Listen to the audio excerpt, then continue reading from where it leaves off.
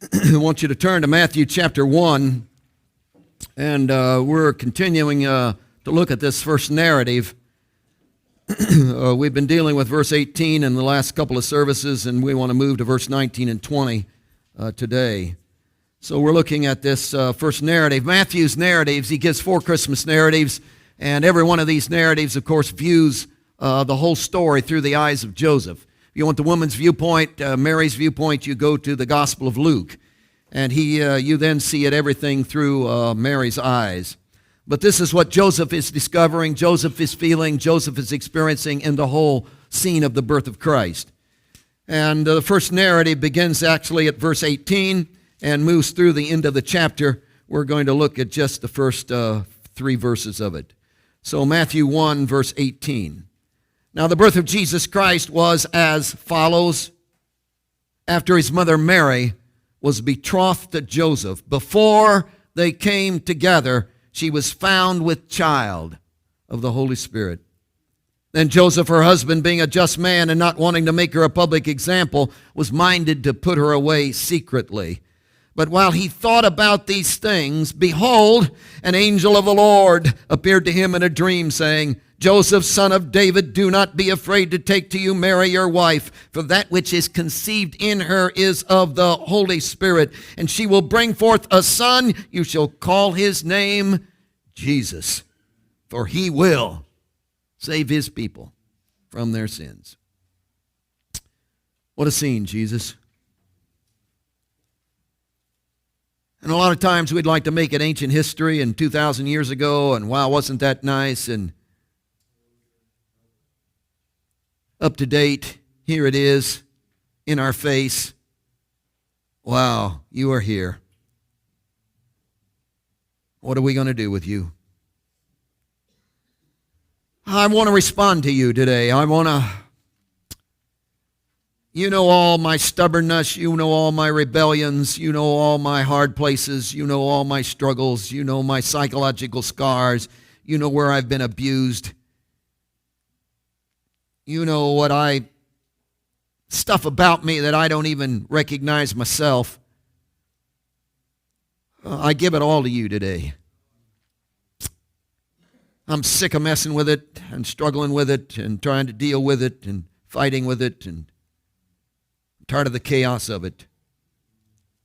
Would you be born in me in this Christmas time today? In Jesus' name I pray. Amen. It was August 1914. World War I was declared. I was too young to enlist.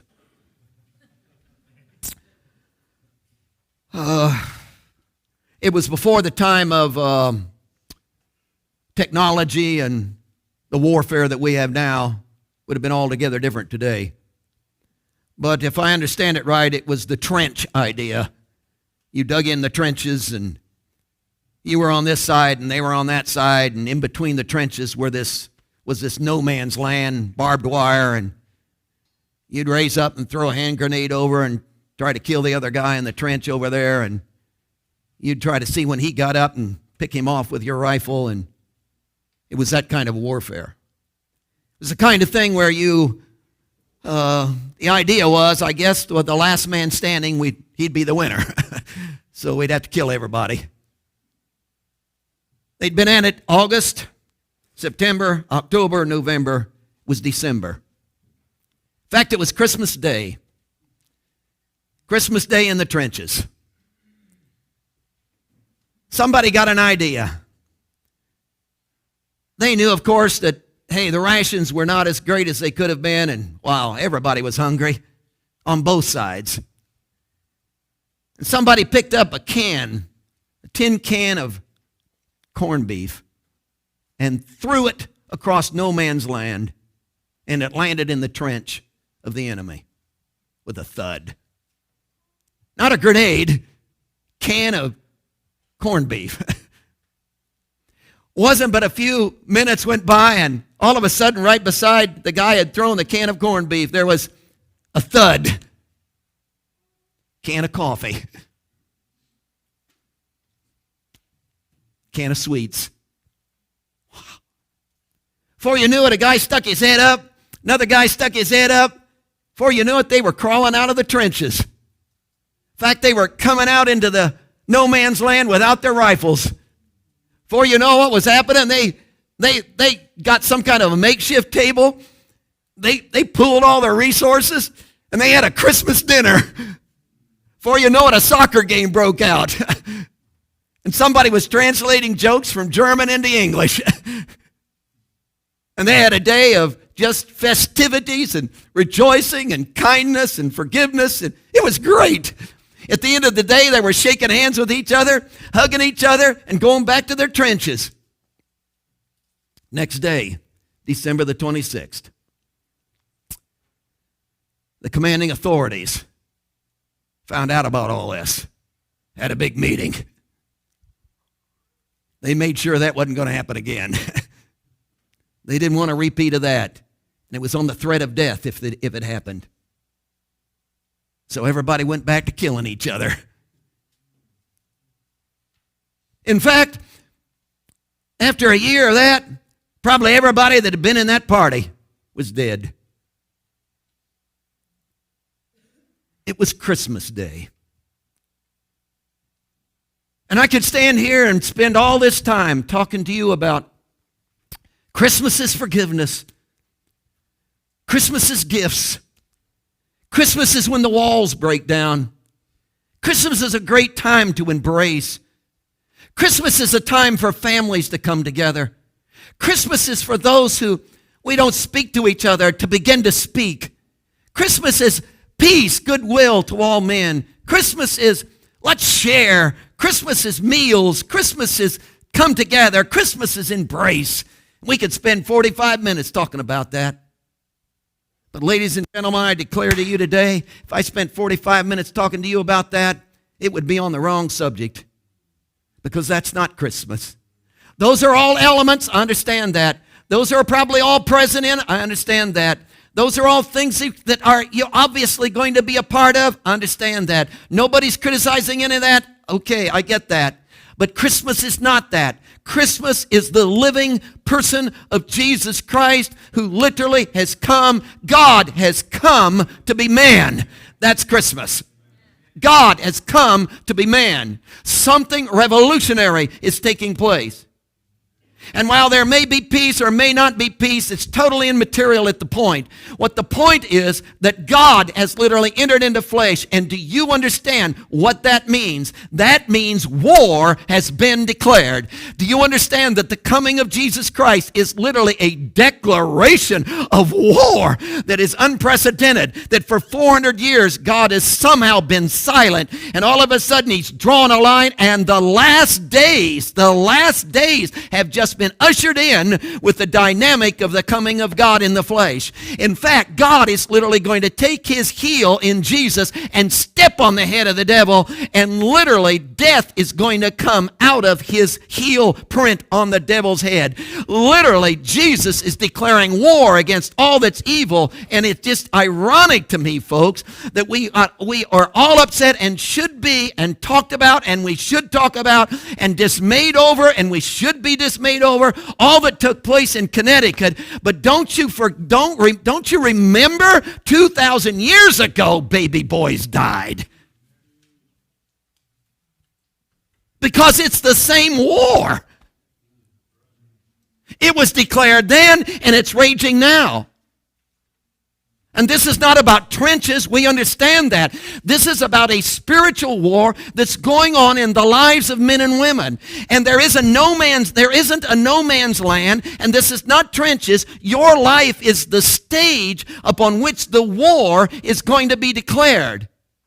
And the war takes place in the midst of the flow and the operation and the living of your life. I want you to look at your life today and recognize the war that's taking place, the struggles that you've got, what you're going through, the chaos, the temptations, the battles, the struggles that you're in the midst of. I want you to look at it and see it in light of the war that is taking place. Now, Matthew gives us this phenomenal example of that. It's Joseph. It's Joseph. And I want to share with you three ideas that spill out of this story and are right in the middle of practical life experience of Joseph.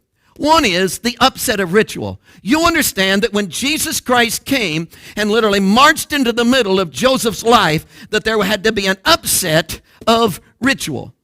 Now, I'm really into theology. I've always been into theology, love theology. Love theology classes, love to read about theology, love to study theology. The more you study it, the more you sharpen your tools of theology, the more concise the concepts are, the better I can argue it. So I really go after theology. I've fought for theology. I've dealt with theology. I love theology. I discuss theology. I'm really into theology.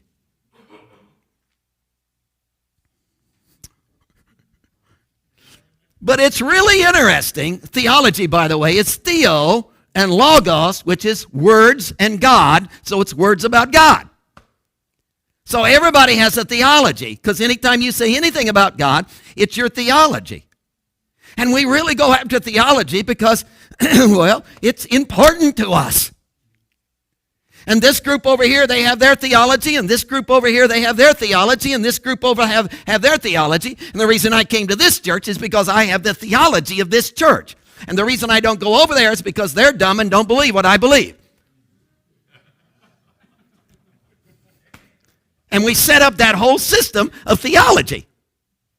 Hey, and I understand that because, again, I participate and I'm right in the middle of all of that. I understand that.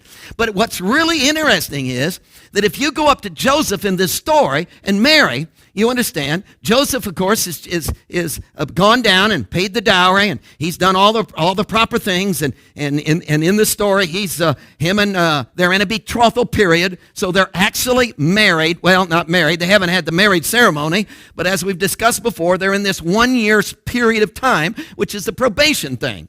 They're even considered, according to the passage, husband and wife. So we see that. So as they are husband and wife, and all of that's taking place, they don't have very little contact with each other, and there's where the best man comes in, because he's the one that runs down and gives the notes and gives. She's been gone for 3 months, and probably down. She's down at Elizabeth's house, her cousin, and she's been down there for this 3 months, which is a little unusual, not for her to go down there, but to be gone 3 months. But hey, got a lot of things to talk about. She comes back, and by this time, she's giving physical evidence to what's happened in her life. She's with child. Joseph finds out about it. All of a sudden, he's in a moral dilemma. Now, do you understand? This is not about theology. This is about a third person that's entered into their life. This is about an actual, physical, thinking, reasoning individual who's been conceived in the womb of the individual that he's going to marry, and there is a problem.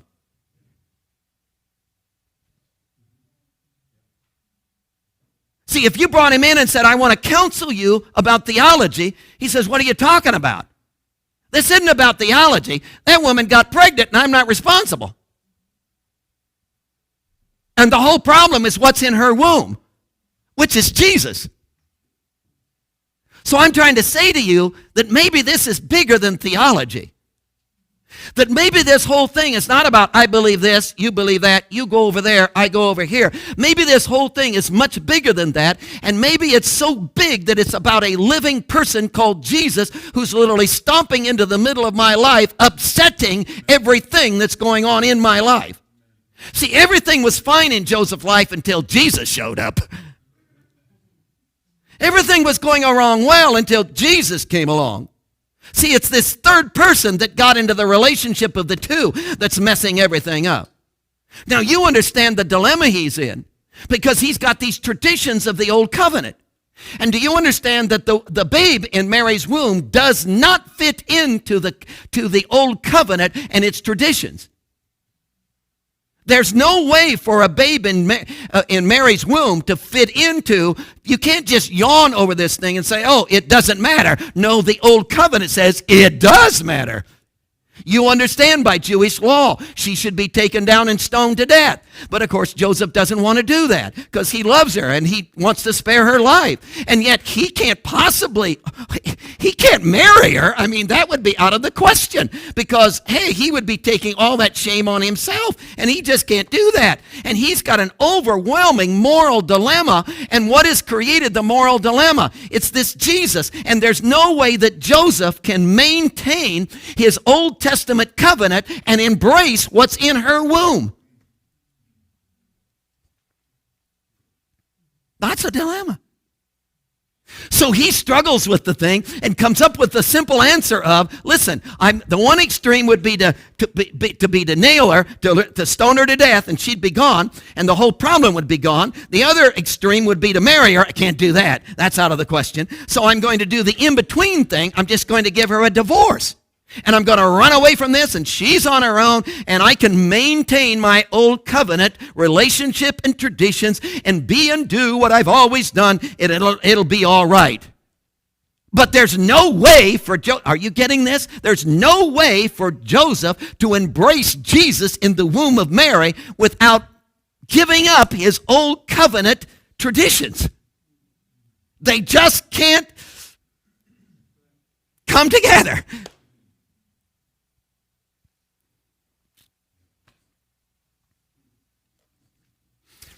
In a theological classroom, I could argue that whole thing through. But you see, you're not dealing with theology. You're dealing with this living person in a womb.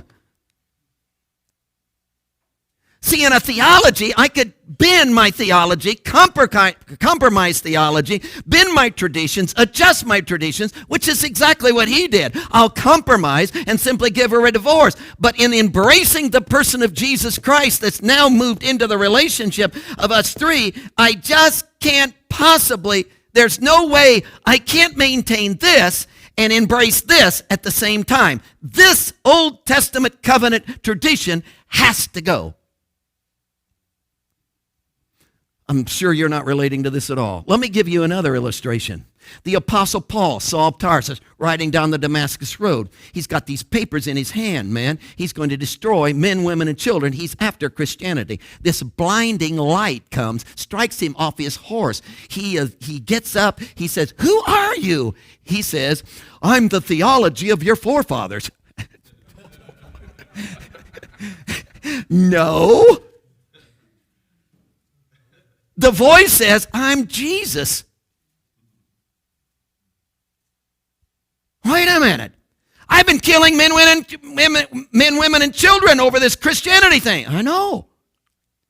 I'm faithful to the old covenant. I know. I've got my traditions, the sacrifices, all the stuff that I know. I'm holding tight to all of this old covenant. I've been so faithful to this. This has been my belief. This is what I've always been. I'm not going to bend on this. Fine, you can't have me. Because if you get me, this got to go. And there's absolutely no way for Saul of Tarsus to embrace the living person called Jesus Christ and maintain his rituals, his traditions of all of his past. That has to go. The minute Jesus showed up, there is a war that breaks out between these two. You're still not getting it. Let me give you another illustration. Here's this guy by the name of Abram. Abram is minding his own business. He's out there in the Ur of the Chaldees. His dad moved there. He's lived a lot of his lifetime, married a gal. They set up a little shop.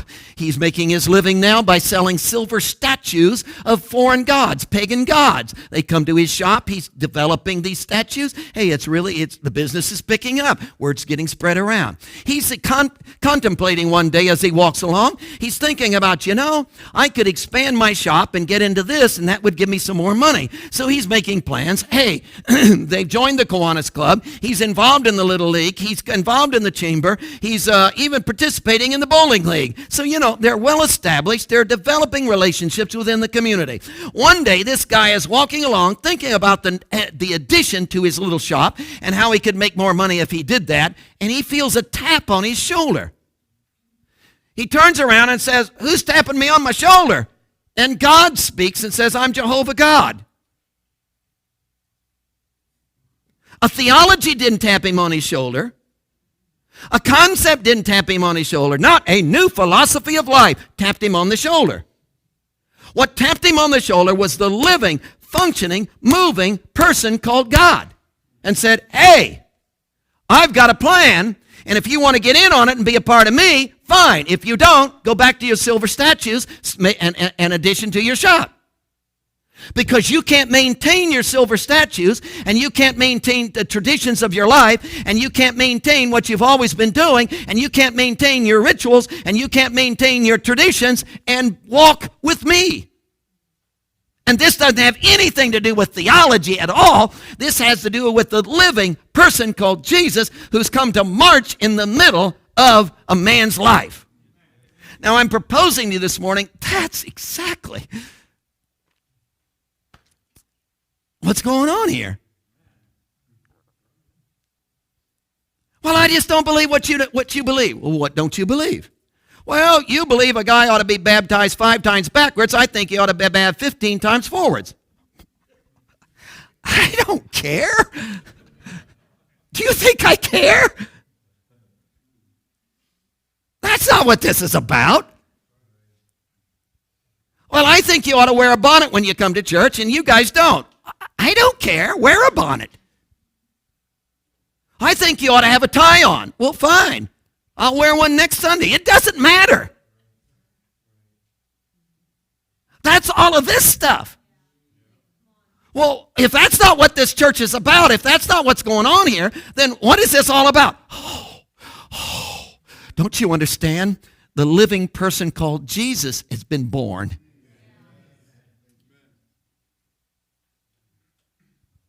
And I can't hang on to all of this and make this the big deal when he shows up. Because when he shows up, hey, Joseph, you've got a decision on your hands, man. You can't maintain your old traditions and be what you've always been because somebody has entered into your wife's womb. And you got to deal with him. And if you're going to embrace him and be a dad to him and live with him, and you're going to be a part of where he's going, look out. This all, oh my.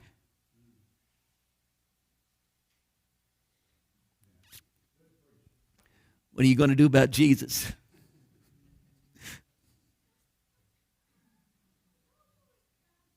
What are you going to do about Jesus? What are you going to do about Jesus? Now, the interesting thing to me is, Santa Claus walks into my life. Woo, presents. Yeah, grab a beer, tell a joke, let's have a good time. Then you take the fake beard off, put it all away in a little box, and get it out next year. My life doesn't have to change. Yay, bring on Santa Claus! Because I can maintain all of this the way I've always been, what I've always believed. I can go right on like I've always been. Joseph, hey, just get Santa Claus in your life, Joseph, and you can just... But not the babe in the womb. Not the babe in the womb. Now let's extend that a little bit. Talking about traditions and talking about, hey, he could not maintain his tradition. Well, hey, I can't marry her. I'll just give her a divorce and I'll maintain my traditions. No, if you're going to embrace Jesus, you can't do that. This has to go. If you're going to embrace the Christ in the babe in the woman's womb. Let's expand that. Let me give you another idea. Unacceptable righteousness. Interesting that in verse 19 it says, then Joseph, her husband, being a just man. Now, the idea of just man is the idea of righteous. Some translations translate it that way. And it has to do with the acceptable requirements. In other words, the sacrifices and duties that were required by whatever you are involved in. So Joseph was involved, of course, in the Old Covenant. He was involved in the whole Jewish faith. So in the old Jewish faith, he kept the sacrifices, he kept the feast days, he kept the rules, he lived an acceptable, righteous, just life in the light of everything that was going on in his religious culture. So he is a just man. Now, He's got the whole wedding thing. Let's go through it again. He's got the whole marriage thing set up. He's paid the dowry. It's all legal now. They are in the betrothal period. 3 months go by. She's found with child. Oh, good night. He is in an overwhelming moral dilemma because he is a just, righteous man. Now, again, he's got two options. Number one, he can stone her to death. He doesn't want to do that. That would be the just and righteous thing, acceptable by his traditions and his righteousness. Murder would be okay. Isn't this interesting? That would be all right. But he doesn't want to do that.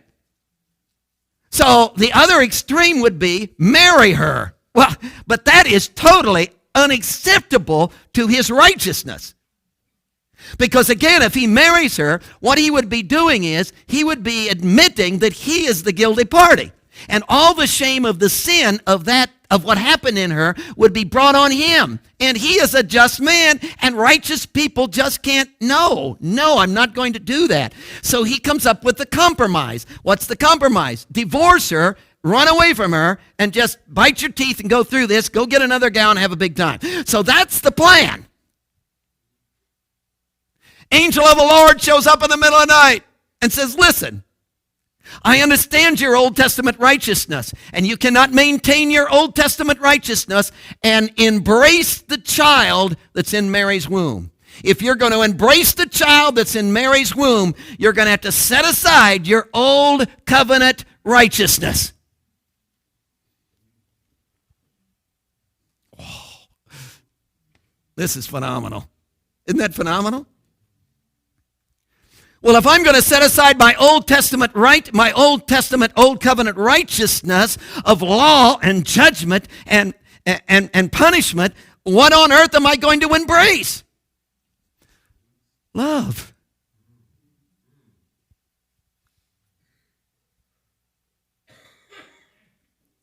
You want me to live in love? Yeah.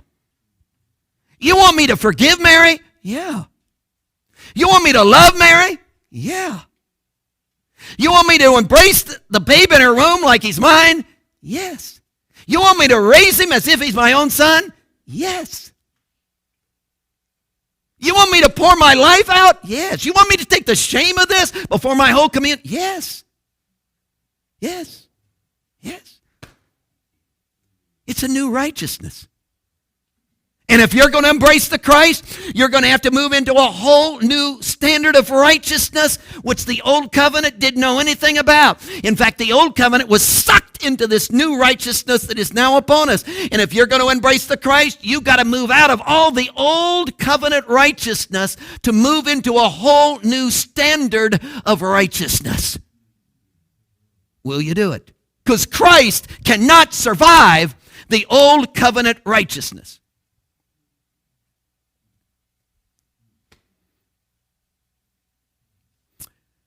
I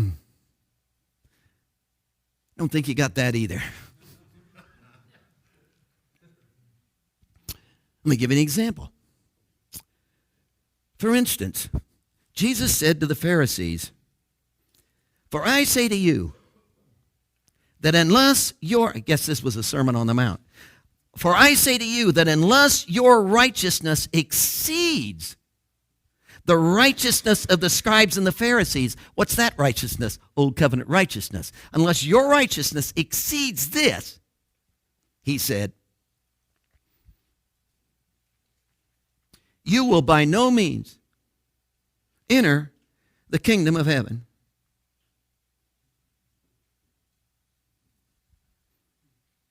I want you to think about that. I've always been a good person. I try to live right. I do the best I can.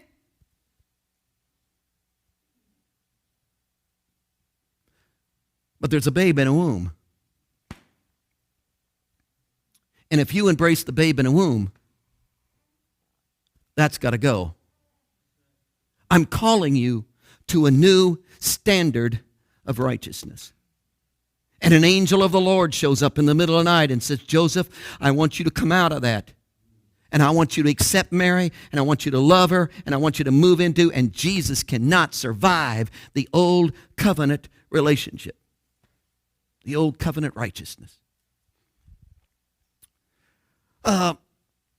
Leadership of Israel, they were really into this, weren't they? We're talking about 2 sacrifices of lambs each day. We're talking about lighting the candles. We're talking about all the church stuff. We're talking about all the ceremonial stuff. We're talking about all that stuff. They were really into this. Do you realize that was all tied into their economy? And the selling of lambs and the budget of the temple and the whole religious practices of all the righteousness, of the doing righteousness, of do this and don't do that and do this and don't do that, was all in this old covenant righteousness. Jesus showed up. Do you realize they could not maintain their old covenant sacrifices and embrace him? See, to embrace Christ would mean, I'm not going to offer sacrifice lambs anymore. Why? Because the lead lamb has come. You know what that would do to the whole temple system? You know what that would do to the whole budget around here? We'd be in trouble. I know. So to embrace the Jesus means all of this has to go. And righteousness is on a whole new. Jesus talked about this. I can hardly wait to get into it. We probably never will. It's the Sermon on the Mount thing. It's the idea of, you have heard it said by them of old, but I say to you. See, this is what you've lived in all your life in terms of righteousness, but I say to you a new standard. And if you're going to embrace me, you can't live here. You've got to live here. The old said, you have heard it said by them of old, thou shalt not murder. I don't kill anybody, never kill anybody. Never have I ever killed anybody. No. I put their picture on the wall, got a shotgun, blew their stinking head off. But I've never killed anybody. So here's the old covenant righteousness. Jesus says, come on, guys. If you're going to embrace me, don't hate.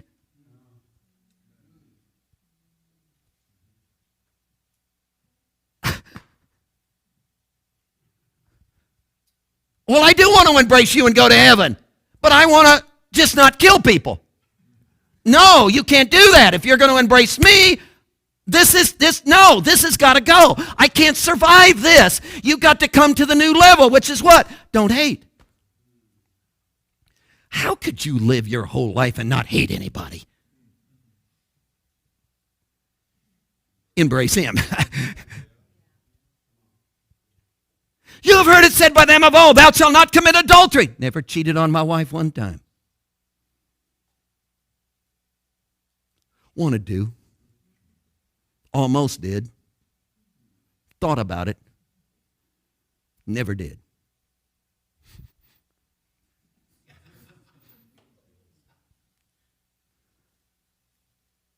Don't think lust.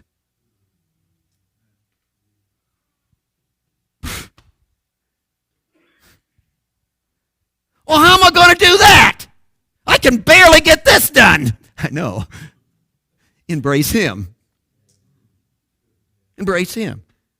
Old covenant said, listen, your integrity, your honesty, what you say and carrying through on what you said, that's all based on what you swear on. For instance, if you put your hand on the Bible and then you got to tell the truth. I swear to tell the truth, the whole truth, nothing but the truth, so help me God.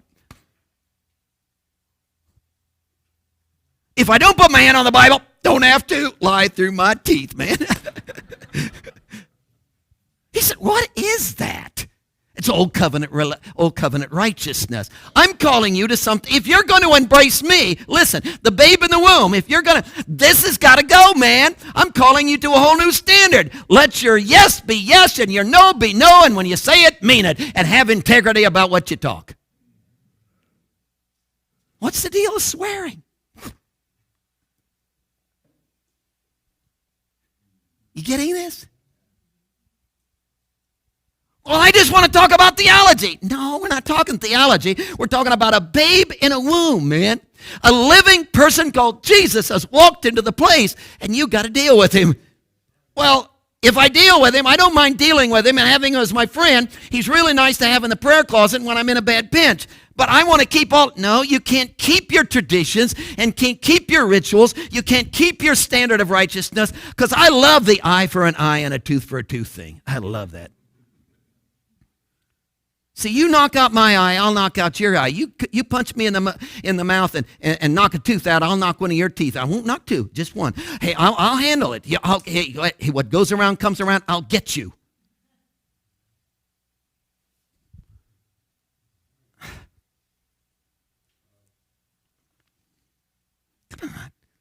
Come on.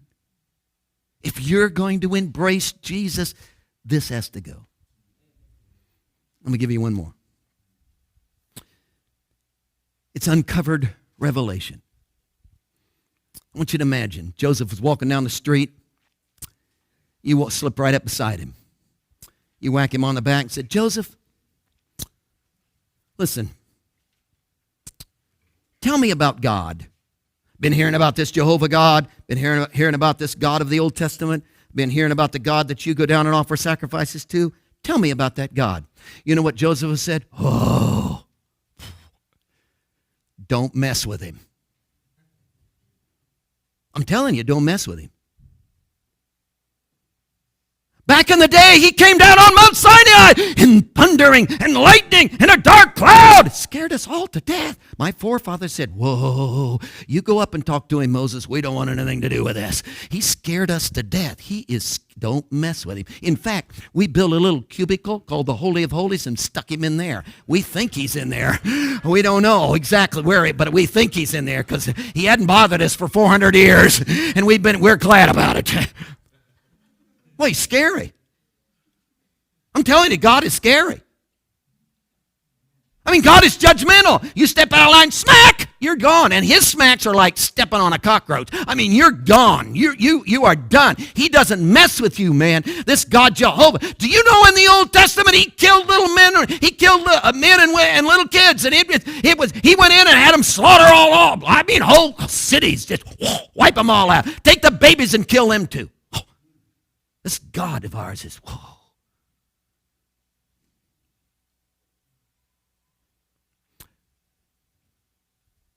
That's his idea.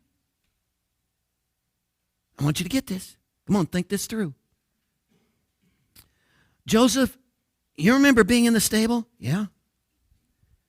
Did you have a problem in that stable? Yeah, we did. Mary was giving birth.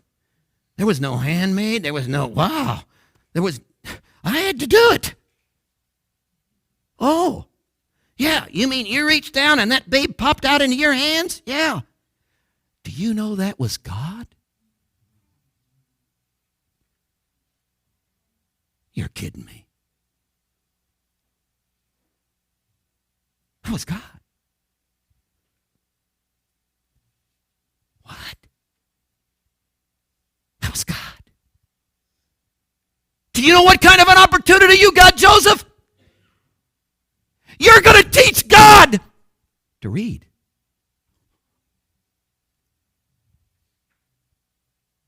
You're going to teach him the carpenter trade.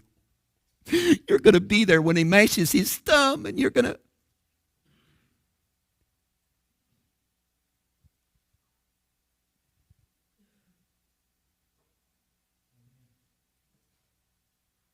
You're going to travel a whole day's journey, turn around and have to go back because God stayed at Jerusalem when he was a 12-year-old and didn't pay attention to where he was supposed to be. What? You're kidding me. Well, this baby isn't mean. I know.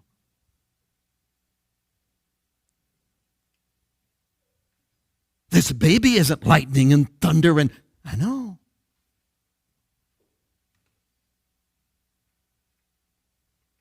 I don't have to lock this baby in a cubicle. I know. This baby is alive. I understand. And Joseph, if you're going to embrace Jesus, you know what you're going to have to do? Give your whole revelation of what you thought about God. Give it away. Dump it. Come into the new revelation that has now come to you.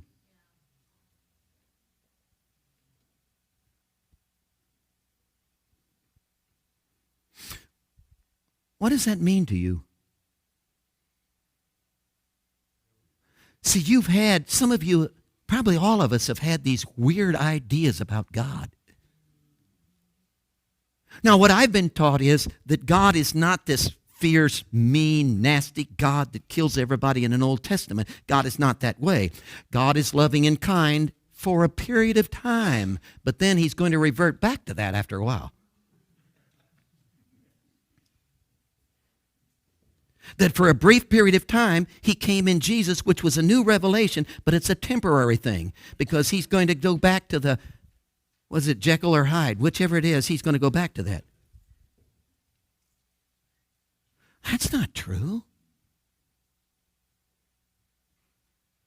That's not true, folks. See, some of you have weird ideas about God, how he feels and what he's like and what he thinks of you. Some of you have actually in your lifetime got mad at God. Why? Because you thought he was one way when he was entirely a different way. Again, the Connecticut thing. Well, I've had all kinds of questions about, where was God? What was God doing? Why did God allow that? What? You don't understand this babe, do you?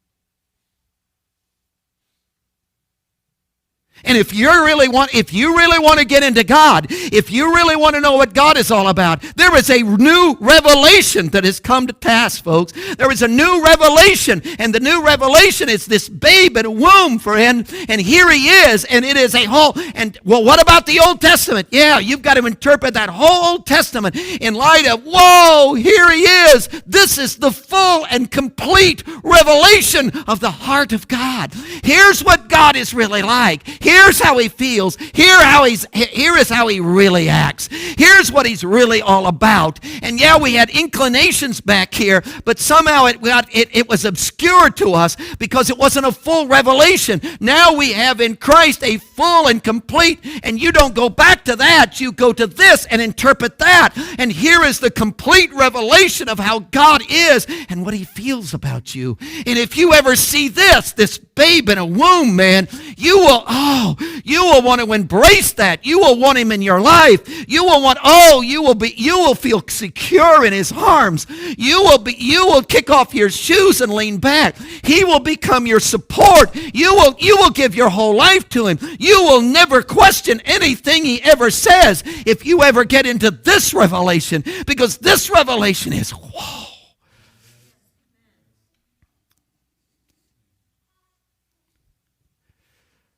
Well, I want this. Then you can't have this.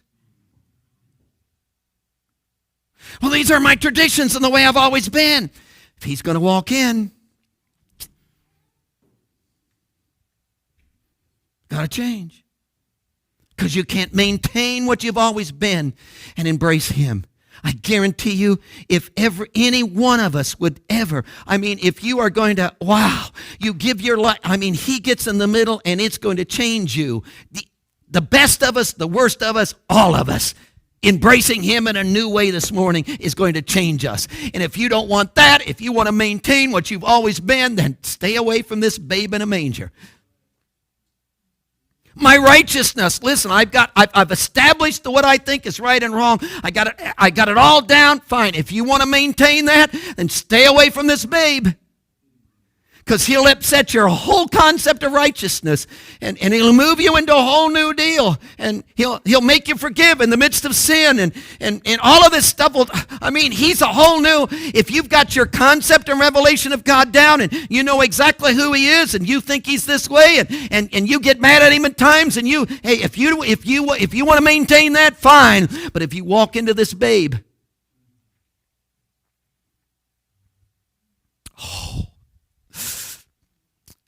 I want to invite you to Jesus.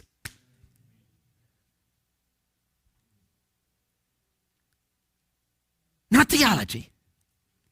Jesus. I want to invite you into an intimacy with the living person of Christmas.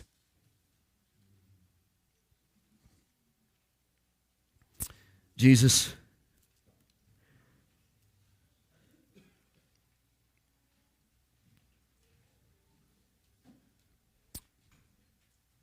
Man, am I messed up. Had all these ideas, had all these traditions, all this righteousness, right, wrong, this, that, the other.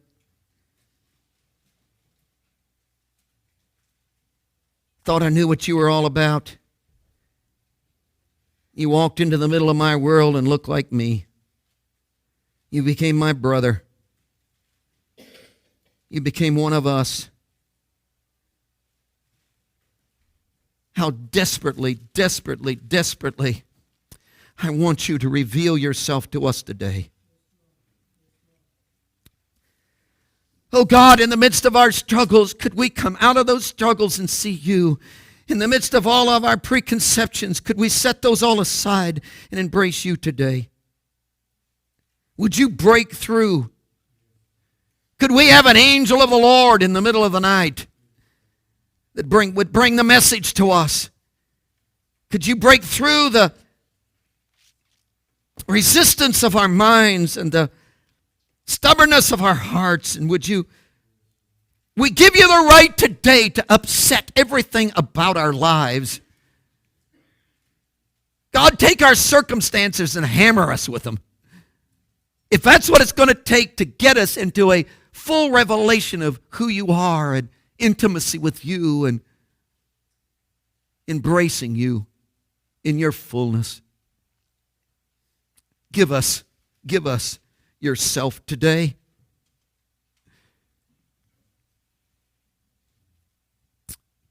Heads are bowed.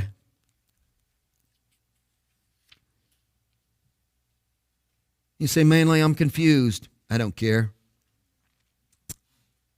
Come and embrace Jesus, would you? I'm not sure what I believe. I don't care. Would you come and embrace Jesus? The living person of Jesus, who's banging on your life, who's knocking on your forehead, who wants intimacy in your life.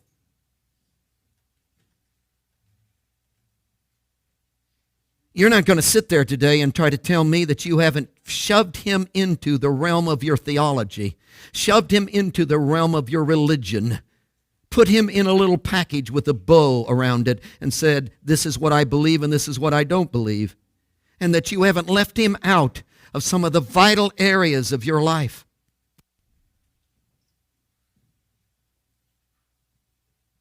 At this Christmas time, he's come, man. He's marched into the heart of your existence. To deal with him is to get the ribbon off the box.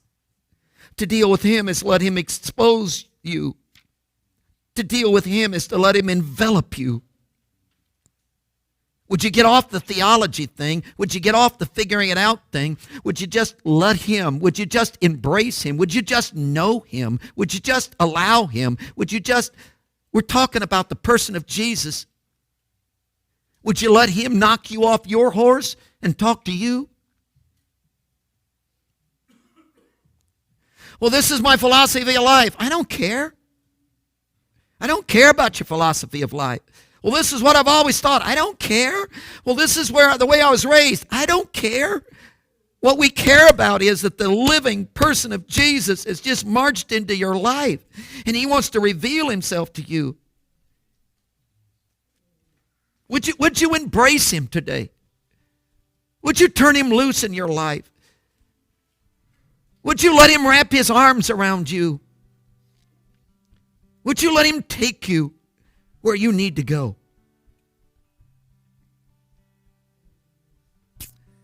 Our altar's open. Have you been mad at him at times? Have you looked at things like Connecticut and couldn't figure it out?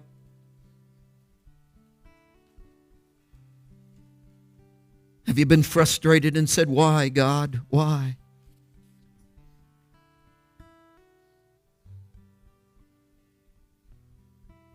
God has revealed himself. Jesus is here.